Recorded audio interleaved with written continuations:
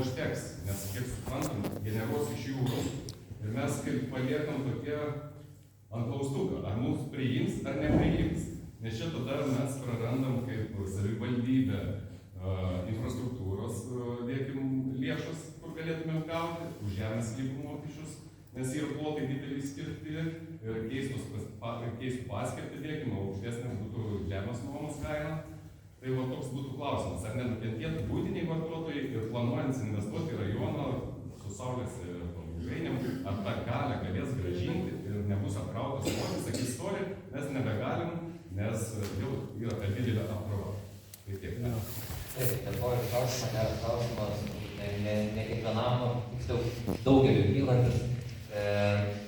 Tai jo, iš tikrųjų tinklas, jisai bus sumodeliuotas ir įrengtas taip, kad jis galėtų priimti tiek jūrinio vėjo pagamintą elektros energiją, tiek sausumos saulės ir vėjo elektrinėse pagamintą elektros energiją.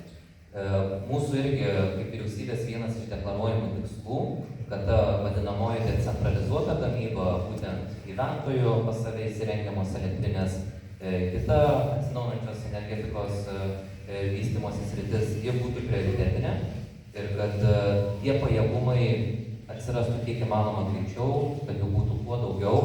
Ir tinklas, kaip žinia, jisai laikui bėgant taip pat plečiasi, naujos linijos, plečiamos transformatorių pastatas, tai tikrai galim patikinti, kad gyventojai dėl jūrinio vėjo parko atsiradimo kažkokių apribojimų ar sunkumų pasistatant savo saulės elektrinės ar jau eksploatuojant dabar pastatytas saulės elektrinės tikrai nepatirs jokių sunkumų.